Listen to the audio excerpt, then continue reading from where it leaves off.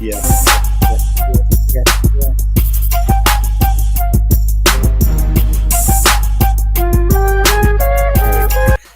Right. Let me check audio.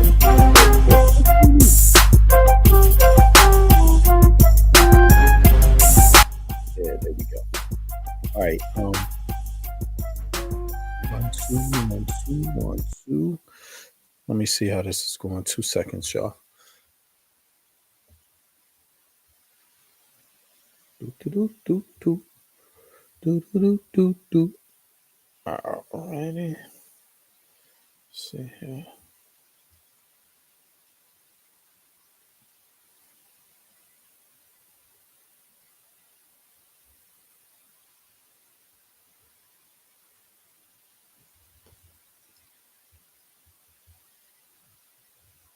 Has it not started or what? Come on.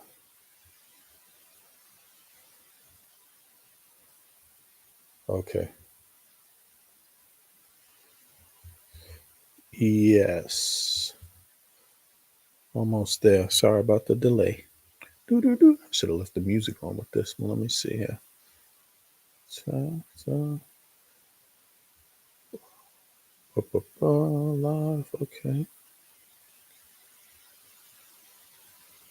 All right. So, I hope everybody's doing well today.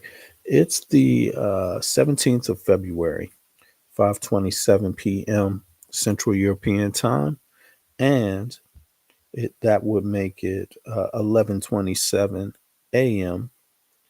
Eastern Standard Time, USA. Now, of course, we've been having these discussions here about foreign policy of superpowers, right?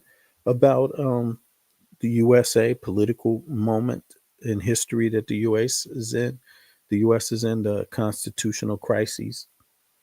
And we've been talking a lot about these kind of things around here and finding out what information Americans are getting about what the rest of the world is thinking about them, particularly Europe, and and then and vice versa, Americans letting Europeans know what's going on in the U.S. right now in terms of the constitutional crises and the things that connect with it. Now, we've been hearing a lot from finally we got a lot.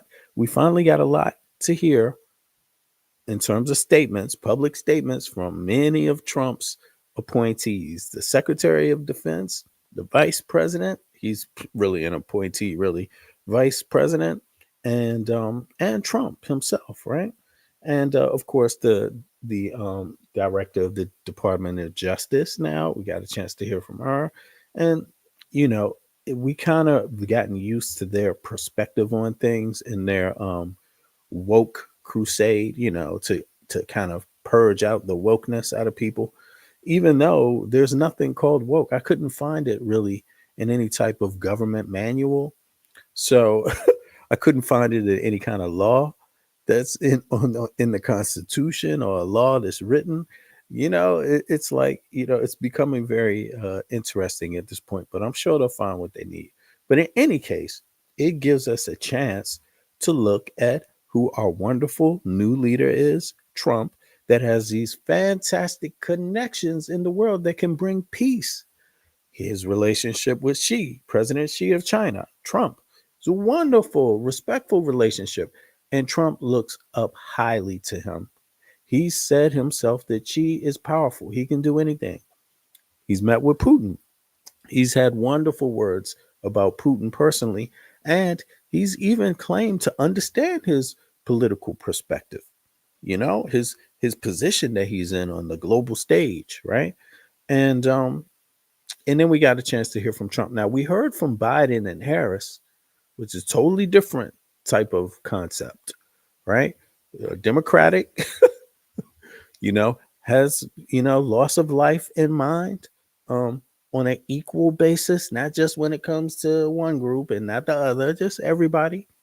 And, but obviously we're not headed that direction right now, the world, but we're going to head in the Trump direction. And in the Trump direction, it's good to pay attention, do a little bit of research. Now, check this out. We know that Trump is he's making a peace. He's trying to make peace and negotiate peace between Ukraine and Putin, right? And we also know he's trying to negotiate peace between Palestinians and Israelis.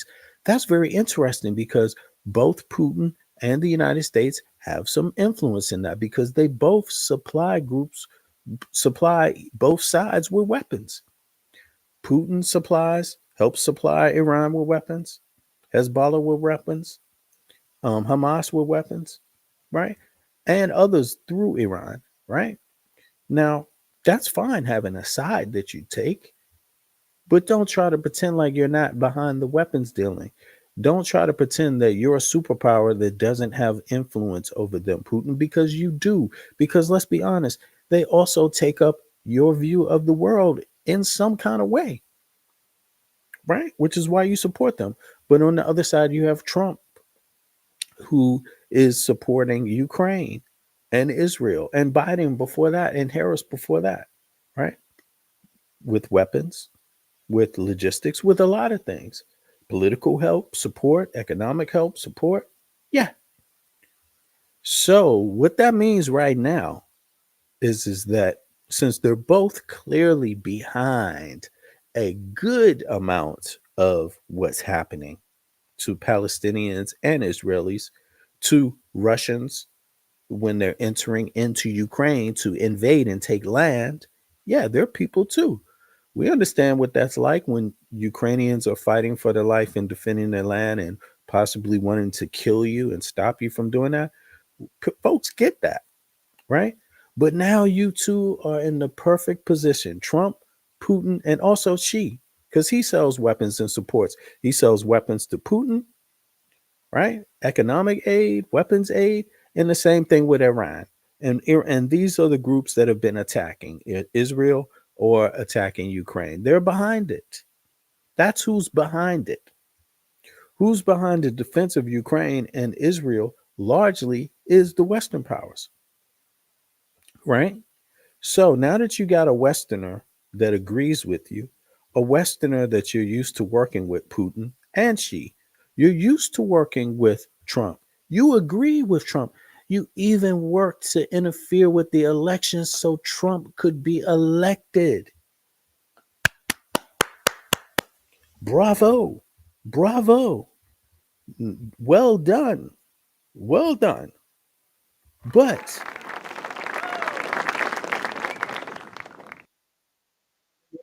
now, doesn't that mean you want peace in Ukraine? Doesn't that mean you want peace in Palestine right now? Doesn't it mean that? Of course it doesn't, because if there was peace, you could not sell weapons. Putin, if there was peace, you could not sell weapons. Putin, Trump, if you were to make peace, you could not sell weapons. Let's just be real about it. You could not sell weapons. Want to make some money off of those good old weapons, that hard power that the defense secretary Pete Hegseth was talking about, that hard power, that power that Putin understands too. Putin only believes in that hard power. Luckily, she doesn't have such a big mouth like Putin and and Trump. But let's review some things. This is a year ago. And this is Putin's break silence on Hamas attacking Israel. Let's take a listen. And welcome back to a special edition of Out Front, live from Israel. We've got breaking news. We are now learning that the death toll from the Hamas attacks on Israel has gone up significantly. That number is now at least 1,200 people according to an Israeli public broadcaster. And we had been saying about 1,000. So that number going up by at least 200 here. And it comes as questions grow about who was behind the attack. And today, Vladimir Putin had a very tepid response to Hamas's attack, which killed at least 2 Russian citizens. Fred Pleitgen is out front.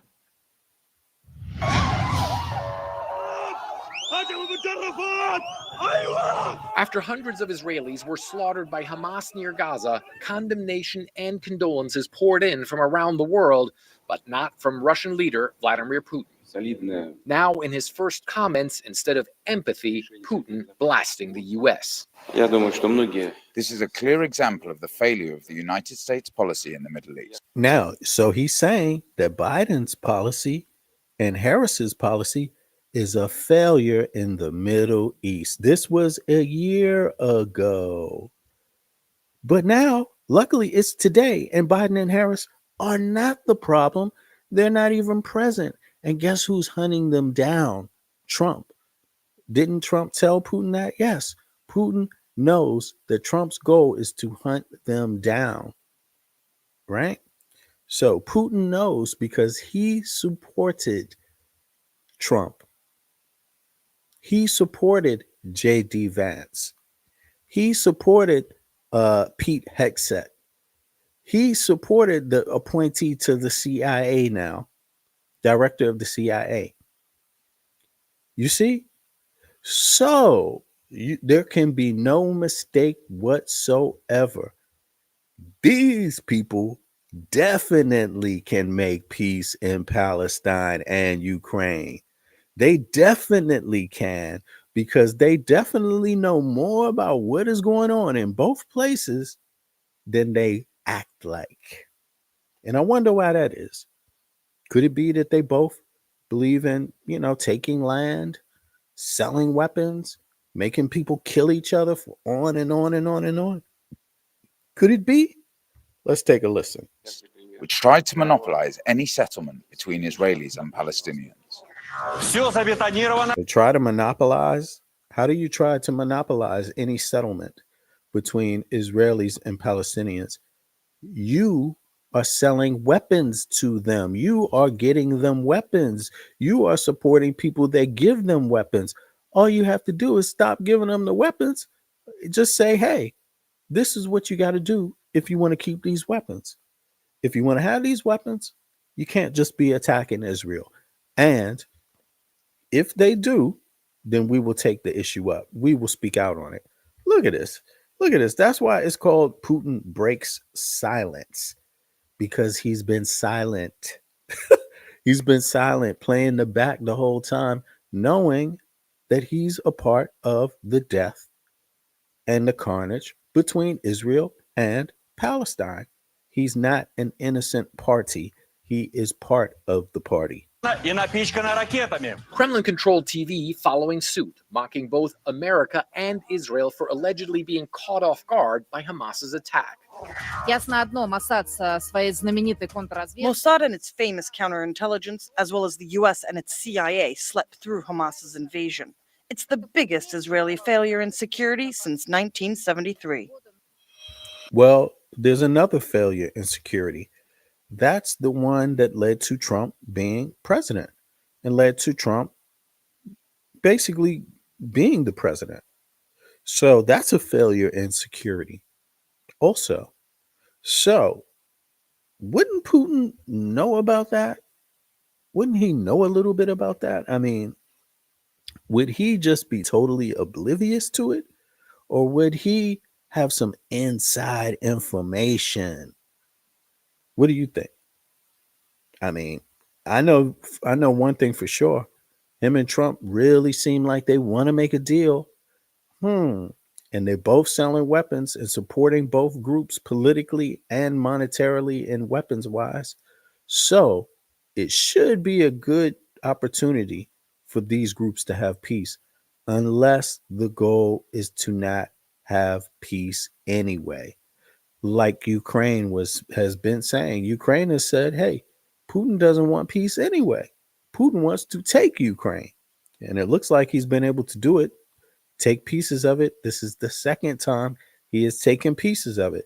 Then you have the opposite situation going on with Israel taking pieces of what? Palestine, right? So both of them support groups that take pieces. China supports groups like Russia that takes pieces of Ukraine.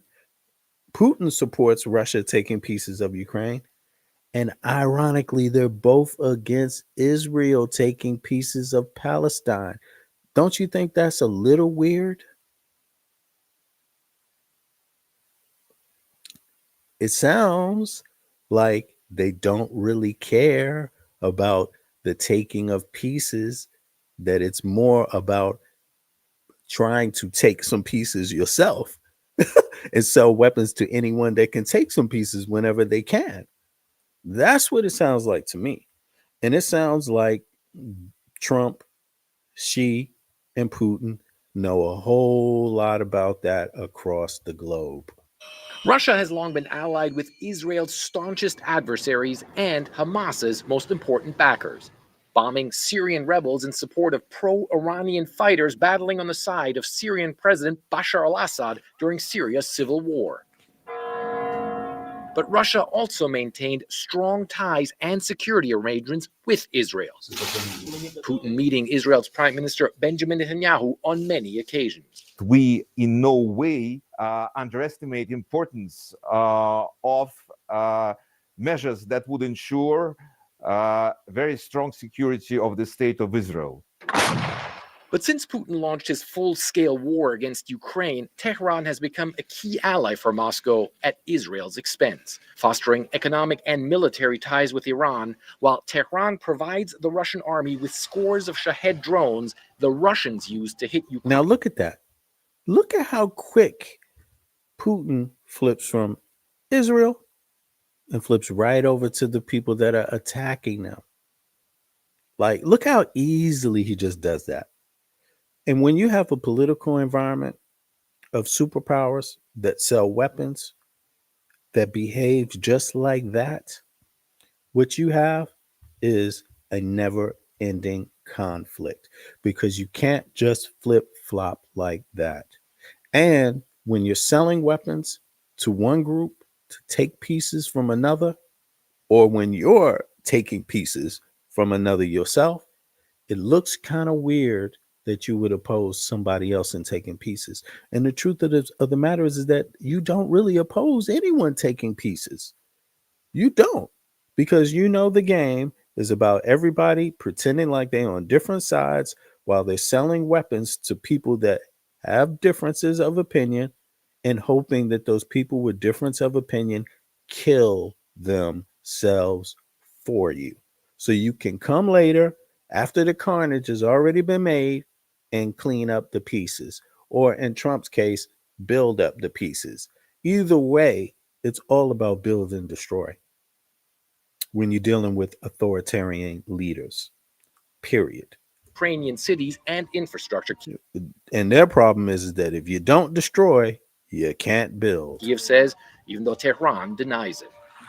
Ukraine's president, Volodymyr. Isn't that funny? You even hear Trump saying things about, oh, how badly ravaged half of Ukraine is. You know, it could have been avoided.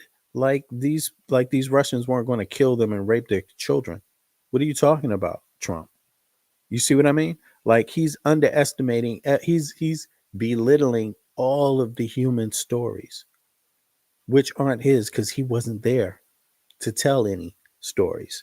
You see what I mean? So this is very, very interesting times. And actually, it seemed very, very bad at first, but something occurred to me. I realized no, because the main players that really do think authoritarian are out front right now. The main players that really are selling most of the weapons are out front right now, and they actually like each other. So the world is really going to get a chance to see what Xi is about, what Putin is about, and what Trump is about. And we already know Trump ain't shit. But then again, Xi and Putin did everything with disinformation to help Trump get elected. So they have to like him. And you better make a deal. Zelensky claiming Moscow's allegiance in the Middle East has shifted towards Tehran. Ми бачимо, як російські пропагандисти We see how Russian propagandists are gloating. We witness how Moscow's Iranian allies openly lend support to those who attacked Israel.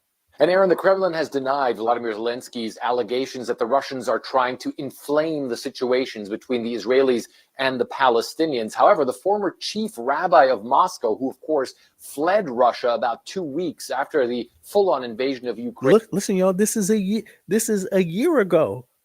This is a year ago when all of this is being said. And he today said that the lack of show of support of Russia for Israel is an ominous sign of deteriorating relations between those countries. Aaron? Oh, it never was. Again, because if there could be peace, Russia can't sell weapons. No one can sell weapons when there's peace. But who can stand there to be no peace the most? Who needs more weapons dealing to survive? Who can use that more than anyone else? Who's desperate to sell secondhand weapons, to pawn off cheap second-grade weapons to somebody? Who's desperate for that right now? You see, it's basically Russia, and Putin and China has been using Russia. They know that. China knows Russia is weak. They know that they've given Russia a lifeline to attack Ukraine, and they also know that they've given Iran, through their support of militants, to attack Israel. They know that. They all know it. It couldn't be any clearer to anyone. They have to be so clear right now that the points of contact are closer than ever. The main points of contact are closer together than they've ever been in history. Fred, thank you very much. And out front now, the former Israeli ambassador to the United Nations and Israel's former deputy defense minister, Danny Danon. And I really appreciate your time, Ambassador. So now I'm not defending Israel's response to Hamas, and I'm not defending Hamas's attack towards Israel this time around, although I know the history is a long history. So I'm not even interested in it. Palestinians live there. They have a right to their land, just like everybody else. It shouldn't be a special idea or a special concept. So in that regard, I support Palestinians to have their land. But I do also respect the fact that they should have peace with Israel. But I understand Israel has violated these treaties, and they always have a reason to violate them. Somebody sent a rocket or someone is doing this. They're being bad actors as well. So that's what I believe. You see, and I believe that true leadership would call both bad actors out and set limitations on both bad actors. But freedom to exist as a Palestinian, that cannot be compromised. That situation right there is delaying peace also. You see, so but I know one thing for sure. If Trump, Xi, and Putin wanted there to be peace in Ukraine, everybody would be happy in Ukraine, because an offer would be made that no one could resist without being happy, when no one could say no to. You see what I mean? And the same thing with Israel and Palestine, because these are the political problems and the weapons problems that's backing it up. It's these three groups. They're fighting over position and power in that part of the world, and they are supporting different sides in different groups for their own reasons. But they have to own that. You can't just pawn the war off on the people on the ground. You see, they don't have that much power. Palestinians and Israelis have power, have more power than Palestinians. But when it comes to a superpower, neither one of them have enough. Period. Israel cannot win a war against the United States of America. Israel cannot win a war against even Russia. And look how bad Russia is beaten up. They have nothing. They definitely can never ever even think about winning a war against China or the US. You see what I mean? Or even Russia. So that means Israel and Palestine, both groups should want peace for their children. But you must both understand that nobody else can want peace more than either one of you, because these groups sell weapons and they care about their kids. They don't care about yours. Why? Because their responsibility, how they see it, is that they care about their kids first and they'll think about yours later. That's how it works. So people that sell weapons, they don't have any interest in peace. You see, not like this. Now, I'm not saying you can't, there aren't situations where you can't help people have their own military and build their own capacities or even sell some weapons. But listen, look at this shit going on. It's gone on in Ukraine. How long? How long has Russia been able to attack its neighbors? How long has Israel been attacking Palestine? And how long has Palestine been fighting back and attacking them? How long? With the same players involved behind the scenes. Come on. So now that Putin and Xi fixed the election and wanted Trump to win over Biden and Harris, because you don't like Biden and Harris's approach on democracy and human rights, since you didn't like that, not that they were perfect, but since you didn't even like a itty bitty piece of that, you supported Trump. And now you got what you wanted. Deal with it. Get out there, Xi. Get out there, Putin. Get out there, Trump. Or are you all suddenly scared of each other? All suddenly don't prefer each other now that you worked towards this position? See, Putin, Xi, and Trump, they thought they were going to play the world, but they forgot one thing. Now they're directly in front of the world, and the world is looking at them as one group. The world is looking at those three mighty men, strong men, and saying these three are so damn strong. Can't they figure this deal out? They so damn strong. Why can't they figure out? Why can't they make this good for Ukrainian people? They're so big. They're so strong. Why can't they make that a good thing for Ukrainian people, since it's less Ukrainians than there are Russians? Since Russia is a bigger geographical landmass than any other nation on earth, they could afford to lose a little land. And Ukraine can't. Why don't they work that out like rational people? Let's see if they do. Let's see if the three strong, super powerful, super hard power thinkers can make this happen. Let's see. Of European leaders ahead of talks between the US and Russia about ending the war in Ukraine. Ahead of those discussions, NATO Secretary General Mark Rutte is meeting with the US Special Envoy for Ukraine and Russia, Keith Kellogg, in Brussels. The US has signaled that Europe will not be included in negotiations between Washington and Moscow. Okay, you see that? You see that, right?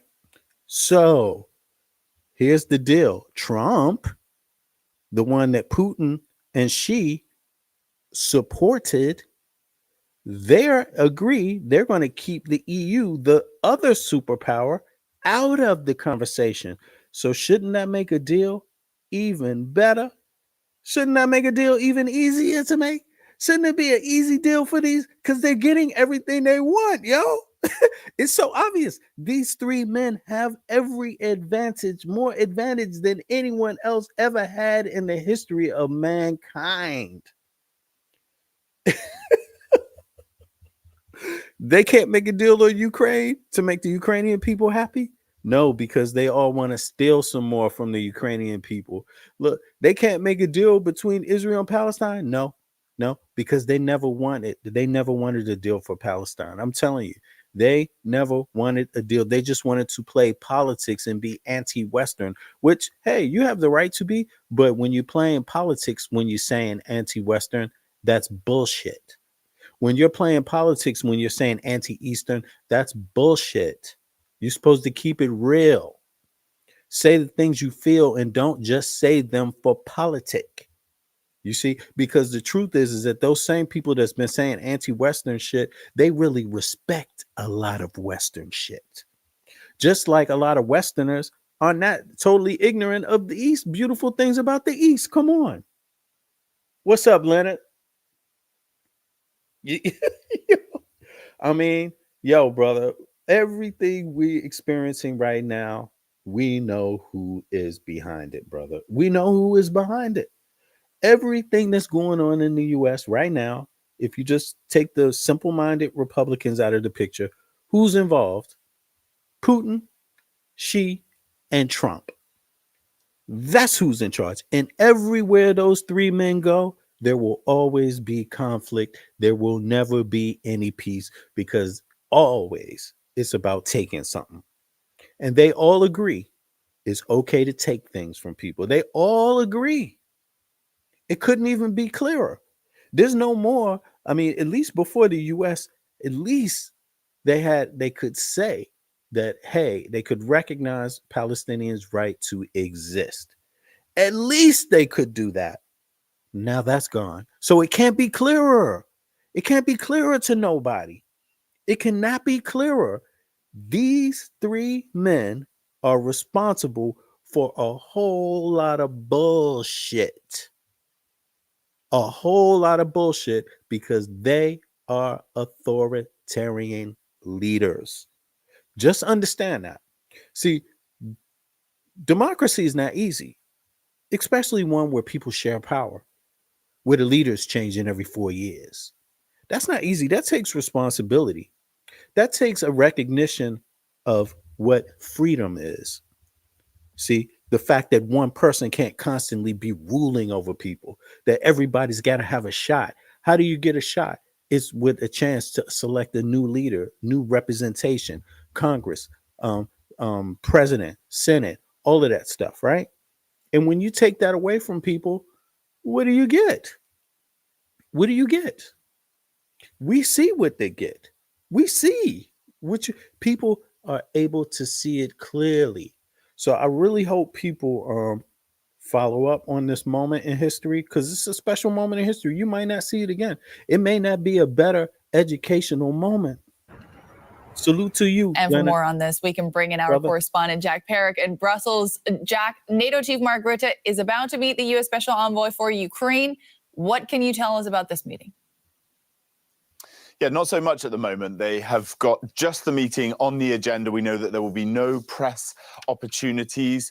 Keith Kellogg himself is expected to do some sort of discussion later on. Got to split up that pie, no press. On today, but this is all part of a big round of meetings, a flurry of meetings that have happened, that have been put into the calendar as well after this Munich Security Conference, where so many things appear to have shifted. Keith Kellogg is significant because he said at the Munich Security Conference over the weekend that Europe being at the negotiating table for any peace talks on Ukraine is, quote, not going to happen. So Mark Rutte is going to be speaking with him, presumably trying to make sure that NATO and the European allies, he's a former Dutch prime minister himself, will be at tables with peace talks, trying to persuade Kellogg and therefore the Trump administration in the United States around to allowing that. Then Mark Rutte will quickly hot foot over to Paris to join other European leaders, especially from the big European countries and the institutions of the European Union, for a meeting at the Elysee that has been called by the French President Emmanuel Macron, looking at how to make sure that Europe does have a seat at this table. You know what, Leonard? Everybody is rejecting it, right? And the people that are rejecting it are people that want peace and continued growth with the world.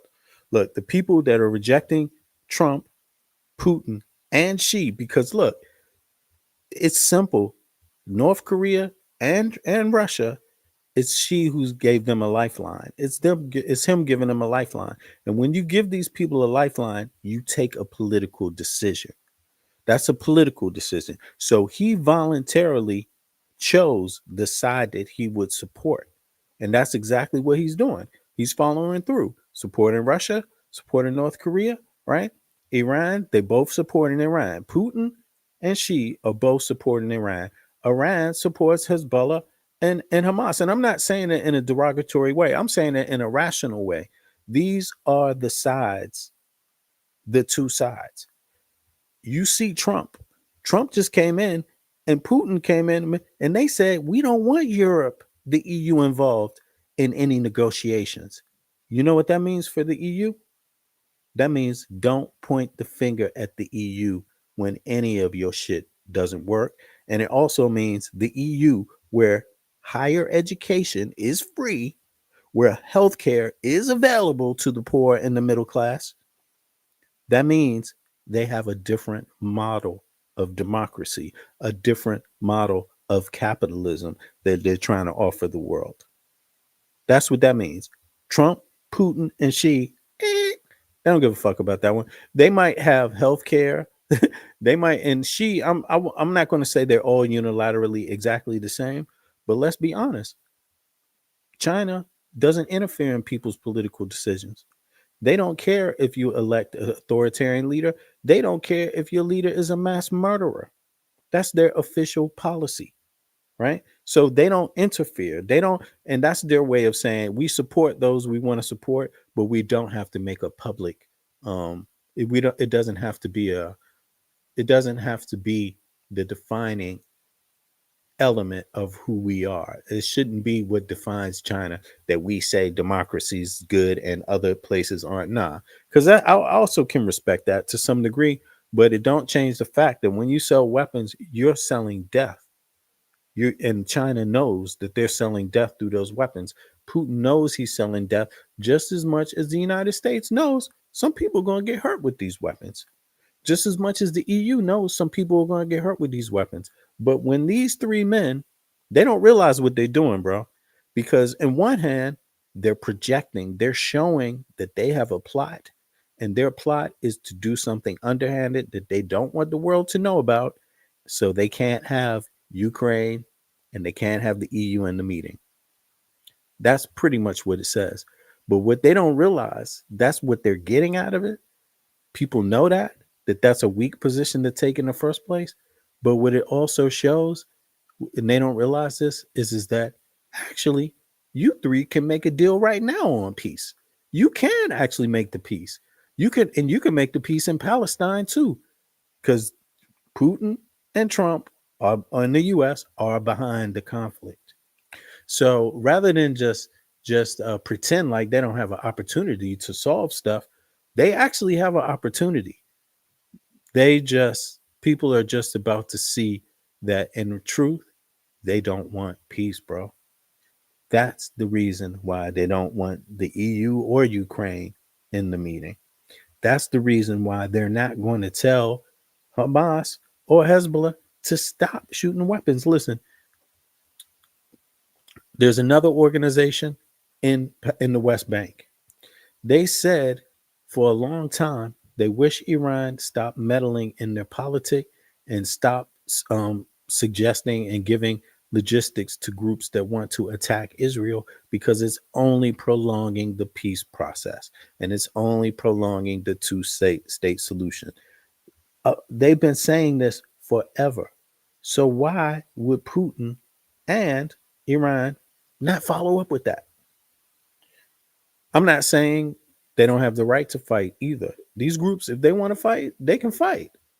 But what I'm saying is that why should they take all the blame when obviously there's something else that's a part of it? Let me read some of these comments though, bro. Let me see here. Arabs have a very strategic plan to retake all and expel those who shall not be named, but still named back to the. Yeah, I feel you, brother. Yep. And Ukraine, their true homeland, but these three don't even. I mean, brother, it's like it is really hard to, when you break it down, it's hard to really. It's all it's all mixed into one thing. Russia, they have beliefs.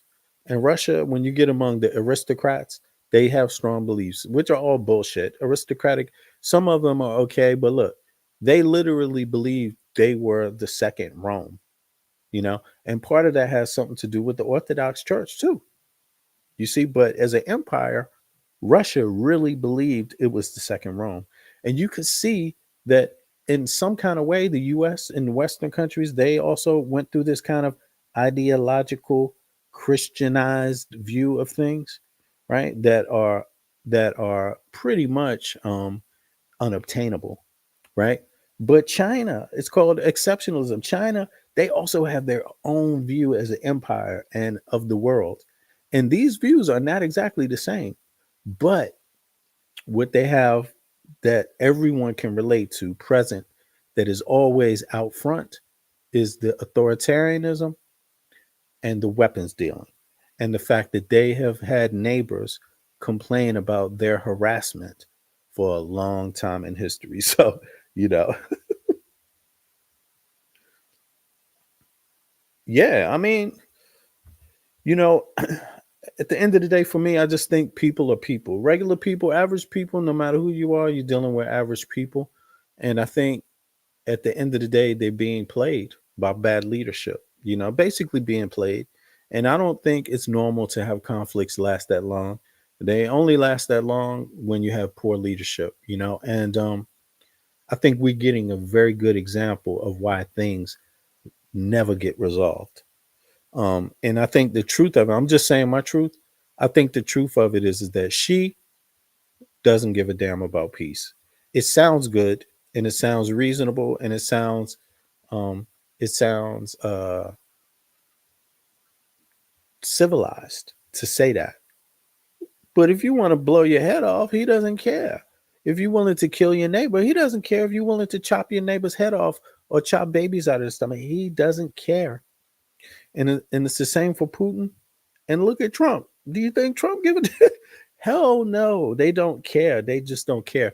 And instead of people fighting each other for these groups, people need to wake up and take this opportunity to wake up, because this is why there's not going to be enough for healthcare or education. It's not because the US's case, it's not because they don't have the money. It's because the authoritarianism, the idea, the classism, the idea that one is over the other. But in Russia and China, you have classism too. You know, they might have health care for everybody, but they have some serious issues with classism. And that's where Ukrainians come in. They don't want to be under Russians and involved in that. You know what I mean? So it's kind of like they're both frauds, essentially. We know the US democracy has been bullshit for a minute. We know that. We know people say it and we know it's a system, but we know people don't play by the rules. They're not people are not playing by the rules of the democracy. And anytime one group is given the privilege to never have to follow the rules, the democracy goes down the tube with it. And that's what the US happened. But in China and in Russia, you know, people, to be honest with you, they wish they could have experienced a little bit of the US. They wish they could experience other parts of the world, And also a lot of Chinese wish they could experience other parts of the world, you know? And then to that, Americans have had a lot of advantage. Americans have been able to travel freely, move freely, you know? Um, and we've had a lot of freedom, but what we choose to do with our freedom, we have chose to be irresponsible with our freedom. And not to say that it's the majority of Americans, because I don't believe that. I believe the majority of Americans are anti-Trump and would never have chosen Trump if they knew how bad it could get, if they could imagine it.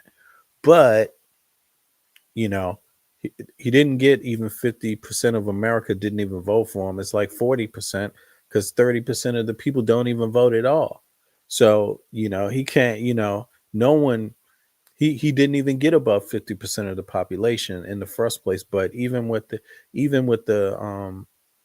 election tampering, the buying of votes, pretty much Elon Musk, the suppression of votes, in certain states, swing states, and things like that.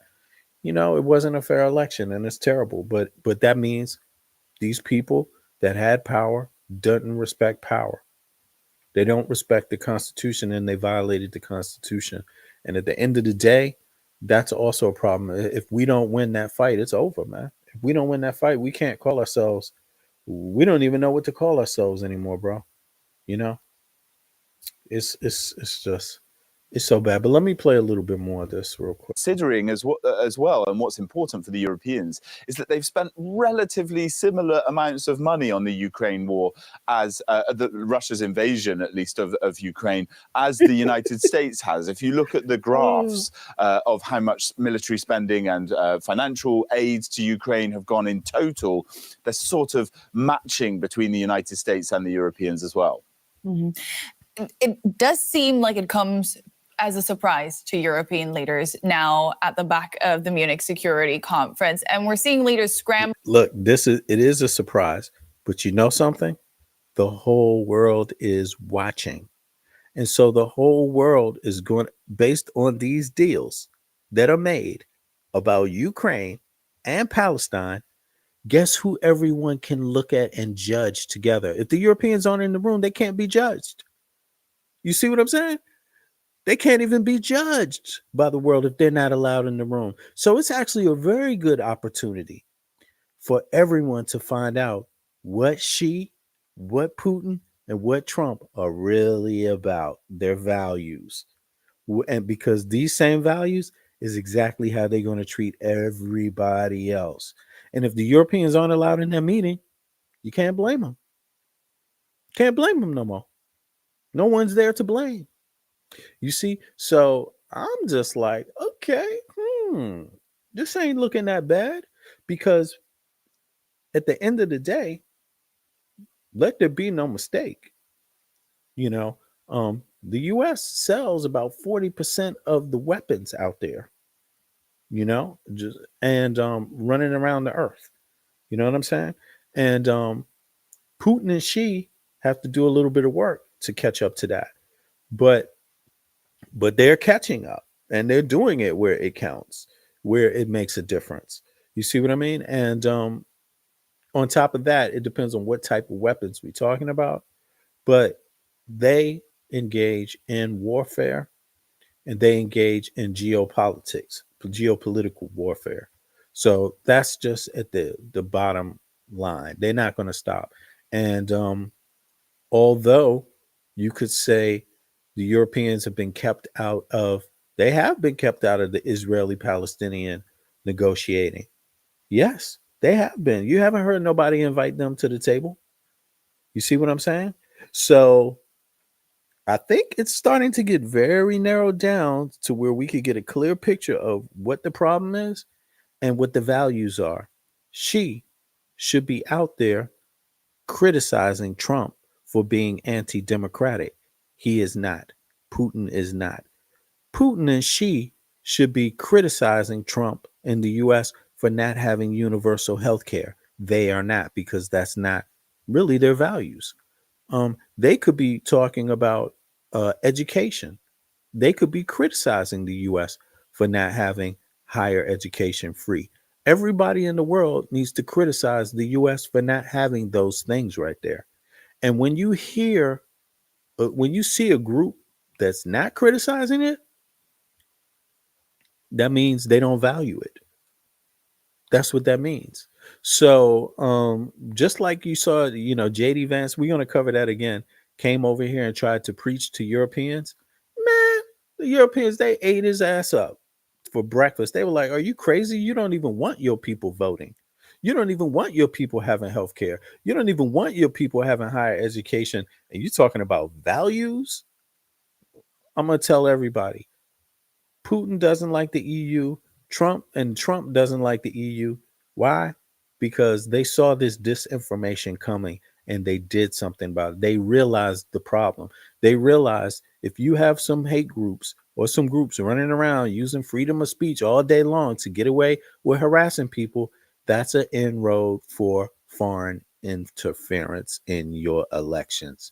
Because they will come in, and they had plenty of cases in the EU where the same shit they was doing with Americans online, trying to pretend like they're Black Americans or trying to pretend like they're white Americans, and they're simply their fake profiles paid money, paid by people in other countries to sit there and pretend like they're citizens of your own country and to fuel the fire of hate between the parties, between the different groups.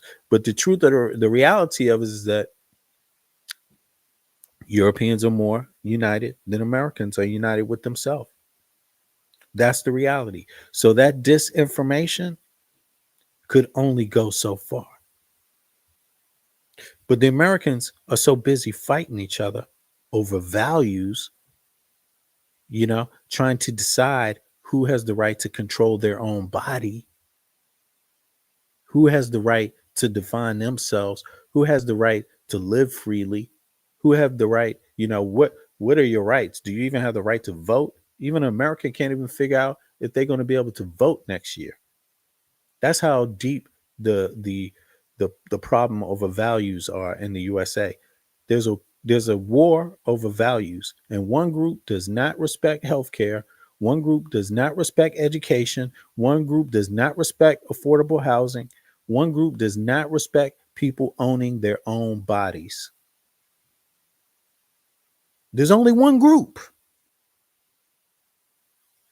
And that's the same group that's busy selling all the weapons.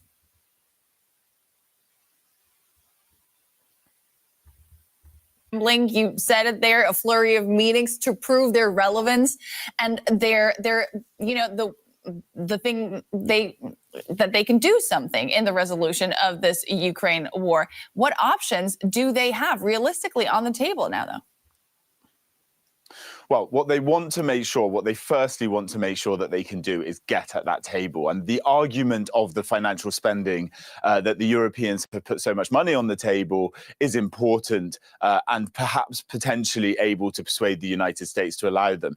The question is whether the US really wants this. What we saw is Donald Trump have that phone call with the Russian President Vladimir Putin, which is contrary to what the Europeans have been trying to do. They don't want to sort of engage with the invader. Instead, they've wanted to support Ukraine. Now the Europeans have to realize that that's happening, whether they like it or not. The US is reaching out directly to Moscow at the highest level, and therefore they might want to change tactic. We don't know what the leaders are going to discuss in Paris. They aren't expected to come out with any specific statements or announcements of exactly what they're going to do. The leaders of France, Germany, the Netherlands, Denmark, the British Prime Minister Keir Starmer will also attend, Italy, and as I said, the leaders of the European Union, also Poland as well. They'll also be involved, but not all of the EU countries are going to be there in Paris. And what they'll be trying to do is show unity. That's what we understand. French officials aren't saying that we're expecting a big statement. Let's talk about something that Keir Starmer, precisely now that you mentioned him, raised yesterday in an interview. He said that his country and Sweden kind of went in lockstep with him, are saying that they'd be willing to send peacekeeping troops to Ukraine. What do other European nations think about this now that we speak about unity? Well, a lot of European countries, I think, would understand that to get a peace deal together would probably involve some sort of European or Western peacekeeping forces on the ground, some sort of buffer zone in eastern Ukraine. What that exactly means is still up for debate. And what's important is the United States, the Trump administration, has said that they won't be putting any boots on the ground in eastern Ukraine, and that if there was a peace deal, it would be prerequisite on the Europeans to do so. As you say,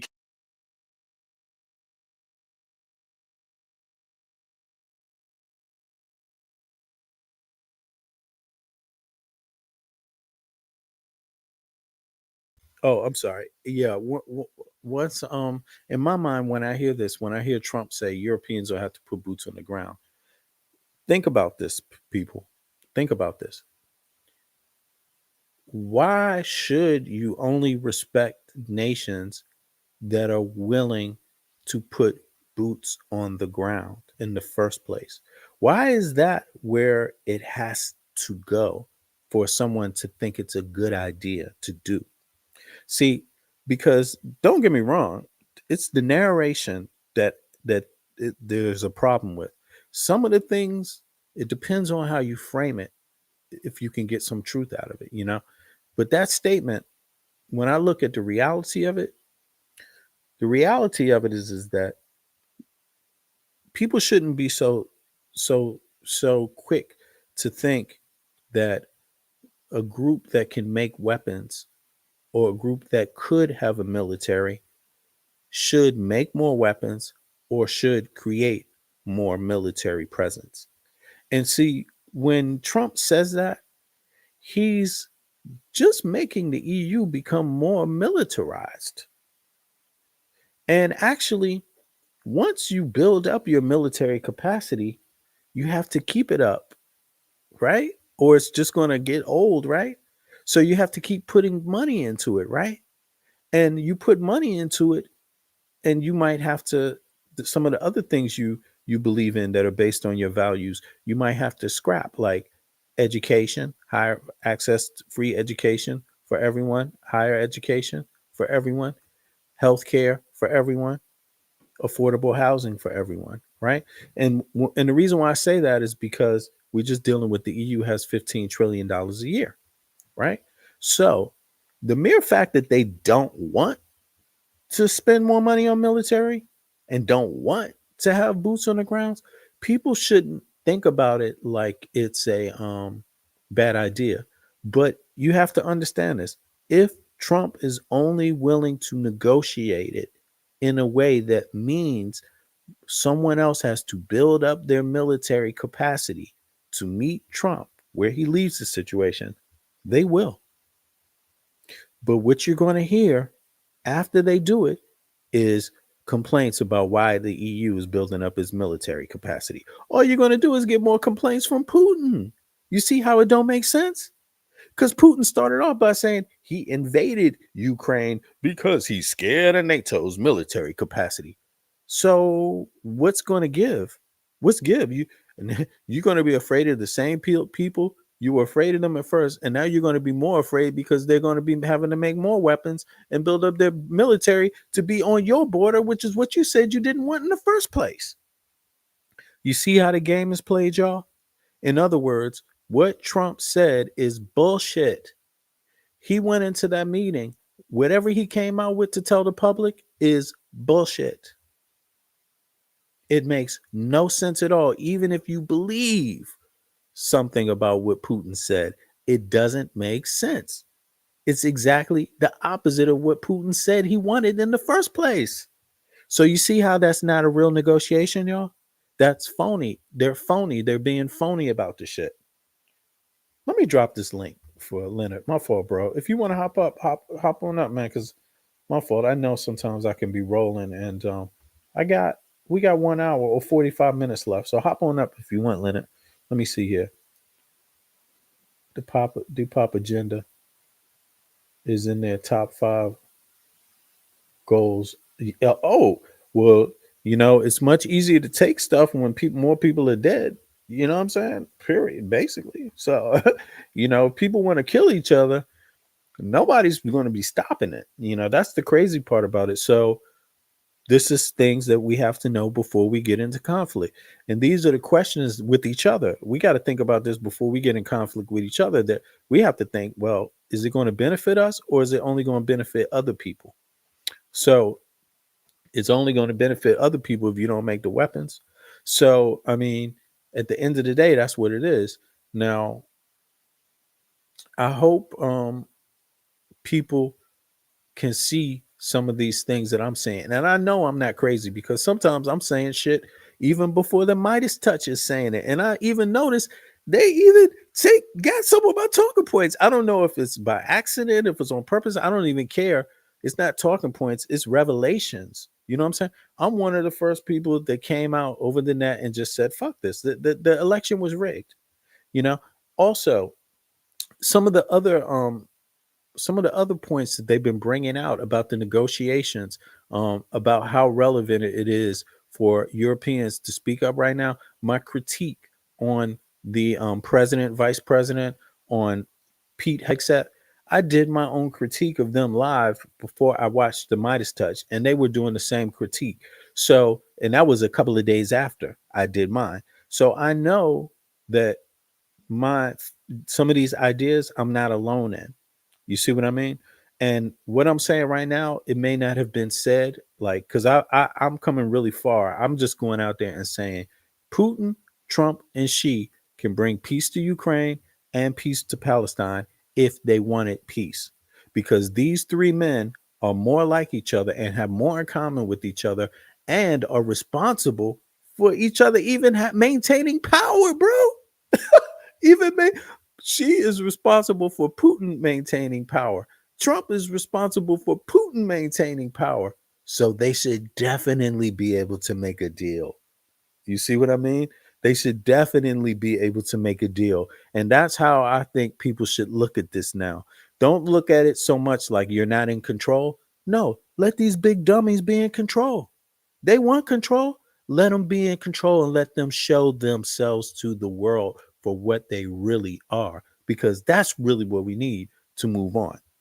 The game is closer to being exposed than it ever has been. You see what I mean?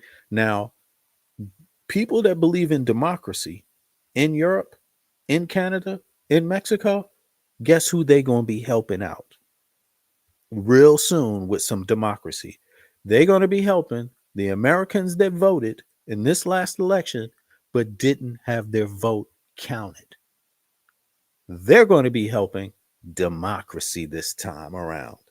You see, all the nations that represent voting rights, healthcare, education, they're going to be making sure the U.S. respects democracy and human and civil rights again in that land if they can't do it anywhere else. And they're going to watch one problem, a couple of problems remove themselves, because Putin, Trump, and Xi are making it very easy to see who they really are. Who they really are. Because after all, don't you want higher education? Don't you want a salary to go to school, to go to higher education, so you don't have to have a job? But hey, having a little job, you can have that too and pay some taxes too. But the bare minimum could be paid. Don't people want everybody to have health care?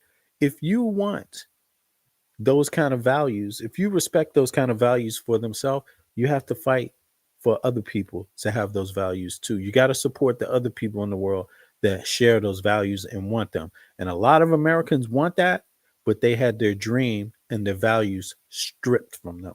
Even when they didn't get everything, just a little bit, they even had that stripped from them. So it's about to be on right now. So we got to make. Keir Starmer, he, in an op-ed in the Telegraph newspaper, said that the UK would be willing to, he would be prepared to send British troops on the ground to the front line. A Swedish foreign minister told Swedish press that their government doesn't exclude anything. So that there's sort of a tide turning, a sort of public shift by some of these big European countries to say that they would be willing to do that, which could appease the United States and the Trump administration. But you know it's not going to appease the United States. See, this is the funny part about it. Trump don't really want it, and Putin doesn't fucking want it. That's the whole point. That's the whole point right there. But guess what?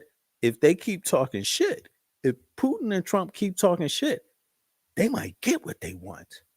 They might actually get more military presence on their border if they keep talking shit. See, the person that's in control here is clearly Putin, because he could lend a voice to peace in Palestine. He could talk to the Israelis.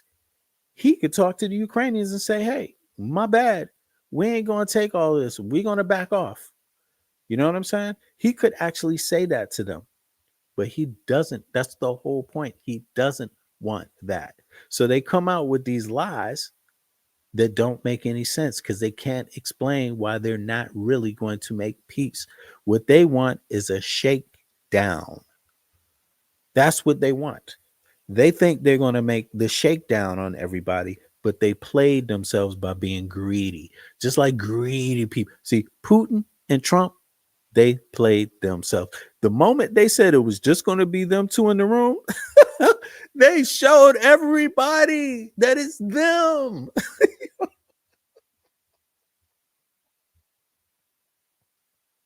Yes. The moment they said they only wanted to be them two in the room, They showed everybody why there's not peace in Palestine and Israel and why there's not peace in Ukraine right now, because these guys are trying to bag assets. They use human lives like dirt just for them to bag some assets somewhere. You see? So look, even if Putin backed up to where he started at it 3 years ago with this last invasion of Ukraine, even if he did that, he's not going to do it, because the truth is that he doesn't want Ukraine having access to the Black Sea. He wants to put a stranglehold on them. That's really what it is. You see? So, he's just going to have a war there, and that's just what it is. It's not about Ukraine. He also doesn't like Poland. He doesn't like anyone in that vicinity. Everyone is a threat to him. So why would Trump say he's making negotiations with Putin and he's not going to do this, this, and this if the Europeans don't put more military in Ukraine? That doesn't make sense. That means he's not negotiating with Putin. You see, either that or it's a big lie. It's just something that he got to say to cover up something else. Putin did not want NATO nations on his border in Ukraine. He said that was the reason from the beginning that he invaded. And now Trump is claiming to have talked to Putin on the telephone a day before negotiations. And then he comes out and says, well, the Europeans got to put more military in the ground. Y'all, we already know it's fake. We know it's fake. I mean, we don't buy the hype. And no, Pete Hegseth came over to Europe and started talking about how freedom of speech. Get the fuck out of here, Pete Hegseth. Nobody buying that shit here. People here believe in education and healthcare and housing and a free market to sell products and trade. Free and open capitalism. That's what they believe in here. Okay? You see what I'm saying? Nobody buying your shit about culture. There's nothing culturally connected. There might be racial, ethnic, descendancy issues there, but culturally, nah, buddy, there's not a lot connecting. There's not a lot connecting with Americans. Not at all. And people, there are some things that connect, but it ain't this crazy kind of political shit that the Republican Party is on. It connects nothing like that. Nothing like that. You see, so there's problems with racism, there's problems with hate over here, but it ain't as bad as the US. Nowhere near as bad on any level. So go the fuck back home, Vice President Vance, and go the fuck back home, Pete Hegseth, and don't ever come back. You are miserable. Did you see Pete Hegseth? Man, he was in the damn meeting drinking liquor in front of these people. Did you see that? Oh my God. Oh my God. Oh my God. Pete Hegseth drinks at NATO meeting. Man, he stood up there. They got how many times he pulled up his glass and drank. Where the hell is it at? It is embarrassing. I gotta flip scripts now because you all are getting me. You reminding me of stuff right here. Midas touch. Look at what they played. Oh my God, I can't believe it. They got a video where dude was standing there giving his speech, and they counted how many times he took a swig of liquor in front of everybody's face. And you think people take that shit serious? Oh my God, look at, where is it at? Which one is it? Hold on. Is it this one? Something like, is it this? Something like Pete Hegseth? Let me see here. Hold on. History. I didn't even know when they played this, but it's not too long ago. Let me see here. It was yesterday. They did a wrap up on Pete Hegseth's meeting. They are laughing at you. I think it's that one. I think it's this one. Hamas and Israel stuck with the original ceasefire deal negotiated by former President Biden. Donald Trump continues to look weaker than ever and also looks like he has major cognitive issues. Donald Trump imposed a deadline on Hamas on Saturday to return all of the hostages back to Israel. Andrea, did you see this?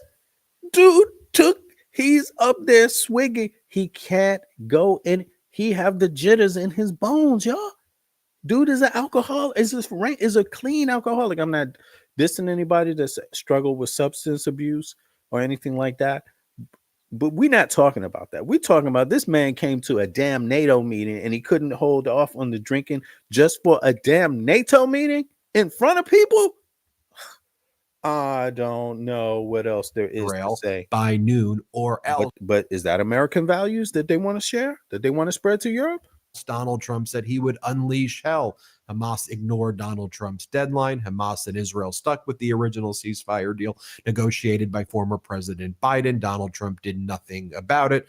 Hamas returned 3 hostages, which was part of the original plan. And once again, Donald Trump's threats were demonstrated to be empty. But Donald Trump had to get his fix of being an authoritarian. So he went on his social media platform and he posted, "He who saves his country does not violate any law." This is often attributed to Napoleon and dictators throughout history making statements like this. Also, a number of individuals who have been involved in some horrific conduct in mass shootings have used language like that, but Donald Trump's using that language. And then he has the White House official account post this photo of him, which looks like his mug. By the way, Trump has posted the photo of his mugshot right by the Oval Office in the White House. It shows you what a psychopath criminal he is. And the official White House account posted this: "He who saves his country does not violate any law." And so as Donald Trump looked utterly pathetic over the weekend, Donald Trump had Fox state regime media, which is even more embarrassing than state regime media for North Korea. Well, Fox then goes and says that, oh, Donald Trump and Elon Musk, both incredibly handsome and powerful men. Here, watch this segment right here. It's just so humiliating. Play the clip. Why does the media have such a hard time believing that 2 powerful, successful, handsome men could work together with one objective? It's happened before, and America accepted it. Remember, for example, Lethal Weapon? 4 separate times. Mel Gibson, Danny Glover. Watch. And then Fox talks about how Donald Trump and Elon understand who's in charge. So why is the media, who Donald Trump sometimes playfully calls the enemy of the people, having such a hard time understanding that both President Trump and Elon Musk understand who is in charge? And then you have Ted Cruz talk about. Anyway, if that was the case, why is he on TV trying to convince everybody of who's in charge? It's like nobody, when it's clear who's in charge, there's no talk about it. You don't defend people. Oh, listen, man, you don't understand. He's in charge. About how, I gotta say, he goes, Elon's playing a critical role. He's doing it the Silicon Valley way. You move fast and you break things. You got to break things. And listen, Brian, I got to say the entire effort, Elon is playing a critical role. It really is embodying the old Silicon Valley mantra of move fast and break things. They're doing a lot of things, and everything they do, they're getting sued. Break things? You mean like break Social Security, break Medicaid, break programs that people rely on to live? Take a look at the front page from the Christian Science Monitor. Farmers cast their votes for Trump. Now Musk's cuts are hitting them. It should say Trump's cuts are hitting them. The Christian Science Monitor writes, America's farmers help put Trump in the White House. These same communities are reacting with a sense of dismay as Trump dismantles federal agencies and freezes Biden-era financing programs. Ted Cruz, also serving as a surrogate for Donald Trump, went on Fox, which you saw before, but then he talked about how he wants to acquire Greenland. And then Ted Cruz said that he told the ambassador from Denmark. Ted Cruz ain't saying none of this. Listen, Ted Cruz adopted the same language as Trump. Listen to how he describes it. Everything is for sale. You should know. He told the ambassador from Denmark, everything is for sale. You should know everything's for sale. Well, probably Ted Cruz is for sale. That's for sure. You know, we are. And I sat down. I met with the Danish ambassador this past week. I met with the Greenlandic ambassador. And I got to say, the Danish ambassador, they were upset and they were offended. And they said, Greenland is not for sale. And I laughed and I said, you know what? Everything's for sale. And I said, listen, Denmark, you are a friend. You are an ally, an important friend and ally. You'll continue to be an important friend and ally. Now you see, this is the type of American that is not grateful, is not thoughtful of the sacrifices that it took to even be a nation called the USA. So you can tell how he speaks, it exhibits that to others, because if you're proud of the nation you come from, then when you know what it's like to have somebody talk down to you, it's just that simple. And diplomats, good diplomats, understand that.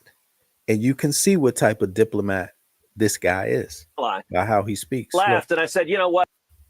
Greenlandic ambassador, and I got to say, the Danish ambassador, they were upset and they were offended, and they said Greenland is not for sale.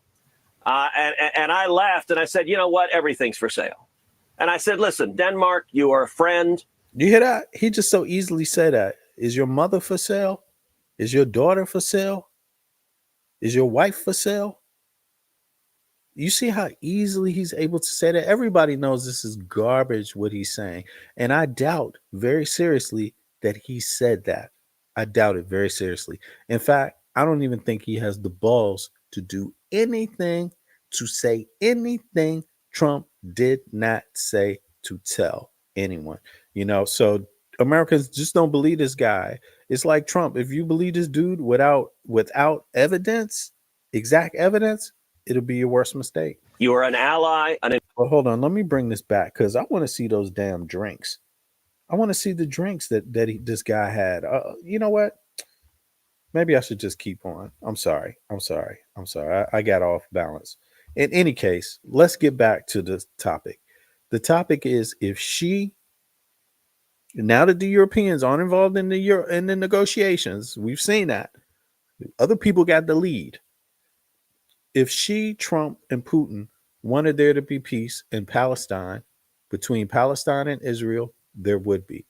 If Trump, Putin, and three men that claim to have had the best relationships with anybody ever, especially Trump is claiming this. If any of that shit is true, we already know and Trump, and Putin, they support Trump because they preferred Trump over Biden. They felt like Trump would be easier to negotiate with than Biden. They thought Biden and Harris, they thought Harris would be way too difficult to negotiate with. They thought that to the extent that they paid and hired people to spread disinformation about Kamala Harris, to interfere in the election so Trump would win. Now that Trump has won, they should be able to get along together and make some peace because it's purely their choice. Trump was Putin's choice. Trump was Xi's choice. Why? Because they think it's easier to compete against him. Obviously, right? That's obvious. But you can't have it both ways. See, what's going on now is when you have winners that complain. Putin and Xi won. They got what they want. If they come out of any negotiating talking about anybody being a problem, well, then they're just some big old boo-hoo baby superpower leaders that are really soft and really, assholes. That's what you could take from it, if you ask me. Because you can't just get everything you want all the time and still act like you can't fix nothing. Still act like you have no power. It's a game, y'all. It's a straight up game. Look at this. What does this say?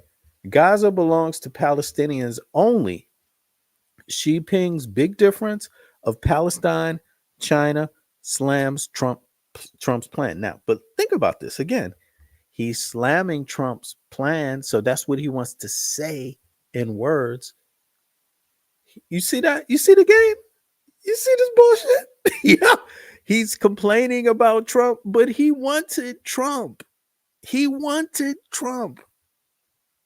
complaining about Trump, but he wanted Trump. You know why? Because he really doesn't give a fuck about the Palestinians. He doesn't give a fuck about peace between Israel and Palestine. He doesn't give a shit about that. He doesn't care. You picked Trump. Why didn't you pick Harris? Harris didn't have that plan. You didn't like her, though. You interfered in the election. Now you got Trump. But you're not afraid to visit. Trump was willing to visit you, not Biden. Biden wasn't willing to. He didn't go out to China to meet you. Trump ain't got no problem with that. I don't see what the problem is. It's just, it should be much easier now. Look, Trump declared Palestinians would have no right to return. Exactly. Trump said that. He's a maniac. But let's look here.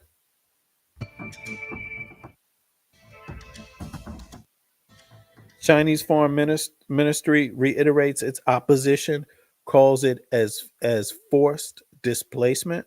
Okay, so he's against. Yeah. 我们反对针对加沙民众的强制迁移，可分割的一部分。 Someplace else, but I think when we finish our talks, we'll have a place where they're going to live very happily and very safely. So you can see this is February 12th. 11th, Trump is speaking. The 12th, this is the diplomat for China speaking. 加沙是巴勒斯坦人的加沙，是巴勒斯坦领土。 Gaza belongs to the Palestinians and is an integral part of Palestinian territory. 不可分割的一部分。 In word, it is. 中方坚定支持巴勒。 China firmly supports the legitimate national rights of the Palestinian people and believes that the concept of 巴勒斯坦人民的民族合法权利，始终认为 the concept of Palestinians ruling Palestine is an important principle that must be upheld in post-war. Okay, how come they don't feel that about Ukraine? How come they're not putting pressure on Putin about Ukraine? How come he doesn't feel Ukrainians ruling Ukraine is an important principle that must be upheld in post-war? Okay. I don't know. To me, it sounds like they want something when it suits their political interest. And when it doesn't suit their political interest, they don't want it. Right now, what Putin wants with Ukraine fits China's political interests. What Putin wants with what China wants and Putin want with Hezbollah, you got to understand this. They sound like they're talking nice. Both Xi and Putin have been supporting the attacks that have been going out against Israel. It's their weapons, it's their logistics, it's their money. You see? So when he says this, Palestinians ruling Palestinians is an important principle that must be upheld. Yeah, okay. It must be upheld. We get that. I actually personally agree with it. But it's not what you say, it's what you do. And if what you're doing is exactly the excuse that the Israelis are using to do what you don't like, what you're against, then you have to acknowledge that also. You see, he's acting like he's only talking to one party, like he doesn't have the power to pick up the phone and talk to Netanyahu. That's bullshit. He could talk to Netanyahu. He could wake up in the middle of the night and call Netanyahu, and Netanyahu would leave his bed, his wife, to take that phone call. That's what it's like. If Trump called Netanyahu and Netanyahu was on the toilet, he'd pick up the phone about Israel or Palestine, about Ukraine or Israel, about Gaza or, the, what do they call it? One of the regions of Ukraine, I'm sorry, Odessa, right? I mean, they would. And if they don't want the Europeans in it, fuck the Europeans, man. Why do you think the Europeans want to be in this shit? Solve the problem, though. Since you got less players, solve the problem. Can you solve the problem? See, the truth is that they can't solve the problem in Ukraine because they don't want the problem solved in China and Putin do not want this problem solved. They don't want, but they set the fire off. They're the ones who set the fire off. So they don't really know themselves. You see, it's kind of weird.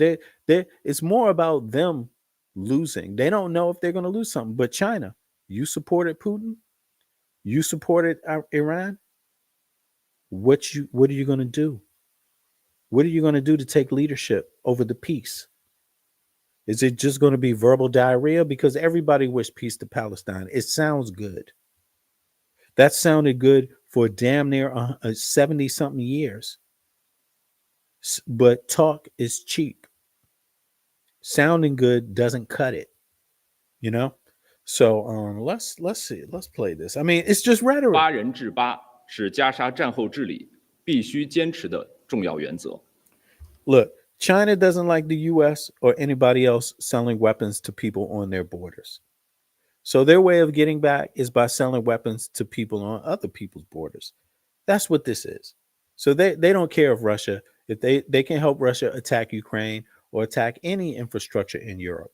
Don't forget, Chinese ship cut the cable in the Baltic Sea, quote unquote, by accident. You see, so they're doing covert attacks where they're not taking responsibility for it. And it's not just these sea cable things. This has been going on between Russia and China throughout Europe, you know, through other events that are not called terrorist acts or not officially recognized as a foreign source, but everybody knows that it is sabotage. It's called sabotage. You see what I mean? So this is going on, but this guy's talking like, you know, they're innocent of all of that, have nothing to do with what's going on in Palestine, have nothing to do with what's the attack, with attacking Israel. And I'm not trying to defend Israel. I'm just saying they're a party in this, you know, and they're not really going to address it. 我们反对针对加沙民众的强制迁移。当前形势。 So she supported Trump. This is the underhanded shit. This is the manipulation. They support Trump to be elected because they didn't like Biden and Harris, but Biden and Harris supported the two-state solution. You see?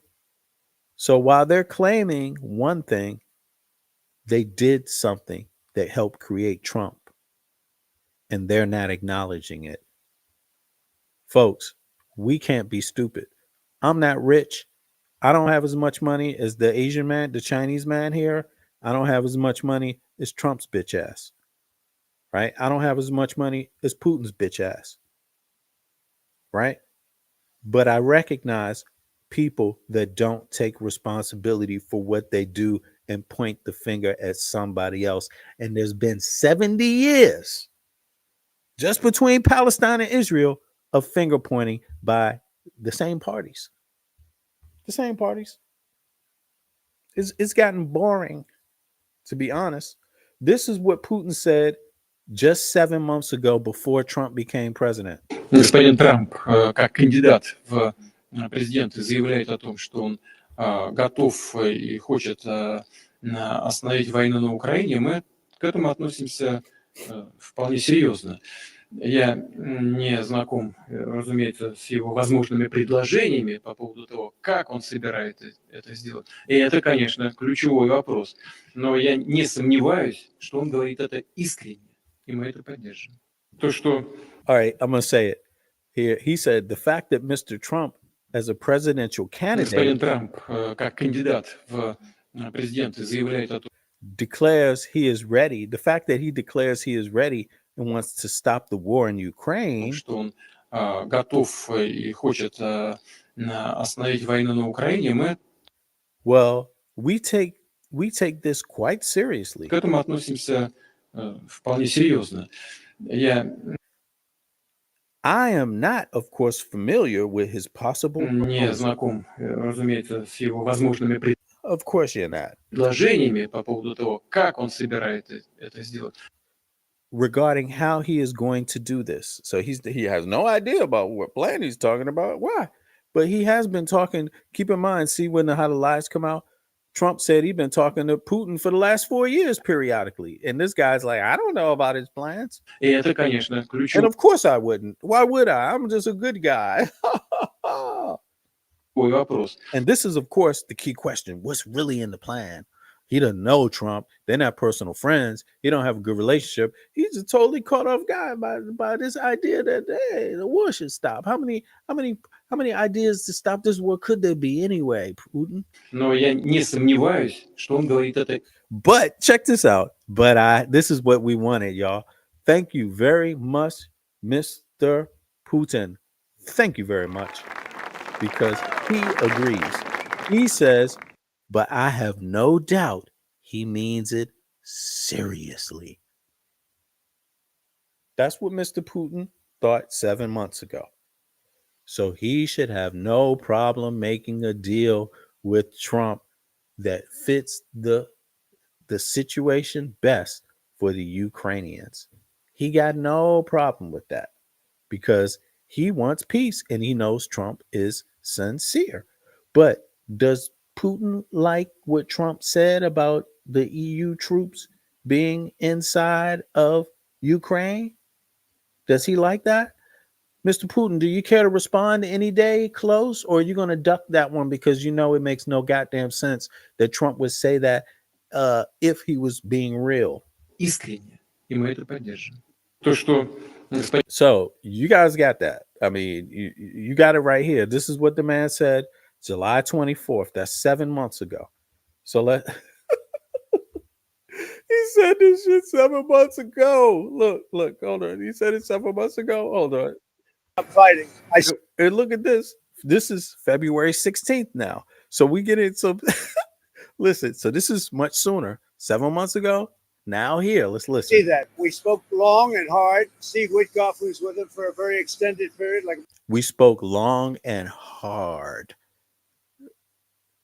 Are you listening? This guy do he even know how he sounds? About 3 hours. I think he wants to stop fighting. They have a big, powerful machine. So he thinks he wants to stop fighting. He thinks he wants to stop fighting. He thinks he doesn't really know, but he talked to him for an hour. But but Putin thinks Trump is really sincere about wanting the peace. You understand that. And they defeated Hitler and they defeated Hitler. But y'all, just understand who made Hitler. Understand who made Hitler. They had a leader of Russia. The Tsar of Russia made Hitler. Hitler was inspired by a Russian propaganda book that they created to blame the economic problems on Jews in Russia. And that book is called the Elders of the Elders of something? The Elders of everybody's heard this book. The something Elders of Zion, I think, something like that, right? But in any case, that's a Russian propaganda book. And Hitler got a hold of that book in Germany when early on in his career. And he got this idea to sell this idea, and he tried to replicate it, and he did replicate it. And then he started killing Jews and blacks and Muslims and brown people, tan people, and gays and women, all types of shit. Just anybody, handicapped people, based on that same thought. He used that idea. So actually, the mother of what people call anti-Semitism comes out of the Russian Empire itself. So we could talk about that another day, but it's facts, But let's listen to some more what he got to say. Napoleon, they've been fighting a long time. They've done it before. They've been fighting Napoleon. Yeah, we know. We get that much. Put the pieces together, down the same line here. Okay. But I think he'd like this. I think he would like to stop fighting. He thinks he would like to stop fighting. No, what you want is some land and some of those resources they were trying to bag. Putin wants the oil. Putin wants the wheat. Putin wants everything that's in the ground of Ukraine because that's the only reason why he would put up so many military troops. If Ukraine didn't have anything in the ground, Putin he may not even give a shit about taking more land, but they do. Putin already got access to the sea. Even if he moves his troops back, he's still going to have access to the sea. But that's not the point. The point is that he wants to take the entire Black Sea. That's really what it is. So he's not going to say that, but she knows that also, that that's the plan. He wants to stop fighting. I see that. We spoke long and hard. Steve Witkoff was with him for a very extended period, like about 3 hours. I think he wants to stop fighting. They have a big, powerful machine. You understand? Now you could tell Trump, he has a disdain for the EU because they ain't kissing his ass. And he has a disdain for Europeans because they don't just kiss your ass. That's really what it's about. So he doesn't care if the Russians are making Europeans nervous, or he doesn't care about all that. He thinks that it's going to make the Europeans maybe either buy weapons from him or pay him off to shut the fuck up or go away. You know, that's what he's looking for, Trump. Trump does not expect the Europeans to start investing in their own weapons. And if he was smart, he wouldn't want them to, because the U.S. already has enough weapons and already has enough things. If you just coordinate, you got everything you want. So what he's saying, you could see it doesn't make sense, because if they build up their military, they won't need the U.S.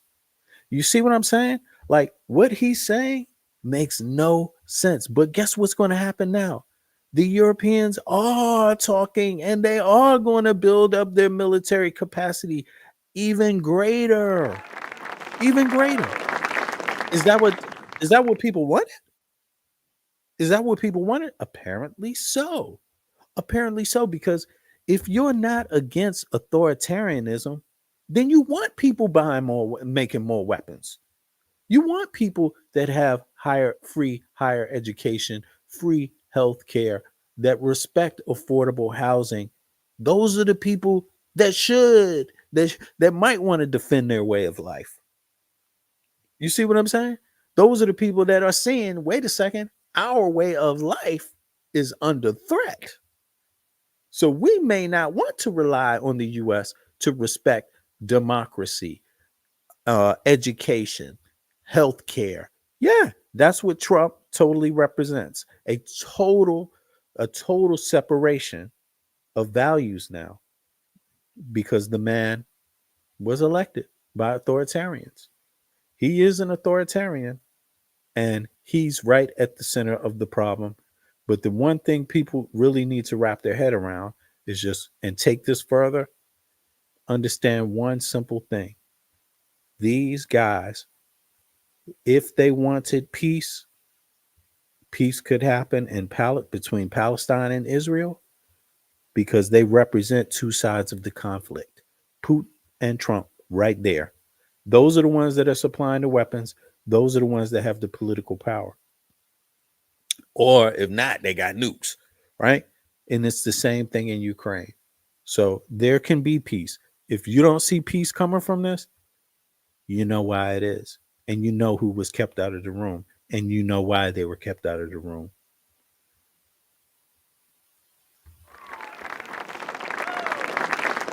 Now, I'm going to be back later on tonight. I just wanted to get that off my chest. I can come back, and then we can talk about it some more today. I'm going to be back in the next hour, something like that. I'm just going to take a chill a minute and grab something to eat. But I appreciate everybody coming out and showing the support. Leonard, Andrea, and Donnie, and anybody else that happens to hear the live later, Shaka, anybody. I appreciate y'all, and you know that. Let's keep the conversation going. I had to go off the top of the head just to make sure I get this out. And anybody that wants to do a better presentation on this topic, feel free, because it's your life too. This is, in my view, what we need to be talking about, because if we don't talk about it, then it's just going to linger on forever and ever and ever. And who needs that? That's not helping me. That's not helping you. We want results. We don't want all this bullshit where everybody got to stop all the progress for a bunch of selfish ass grown ass men who never want women to be a president. China don't want no woman to be the president. Russia don't want no woman to be the president.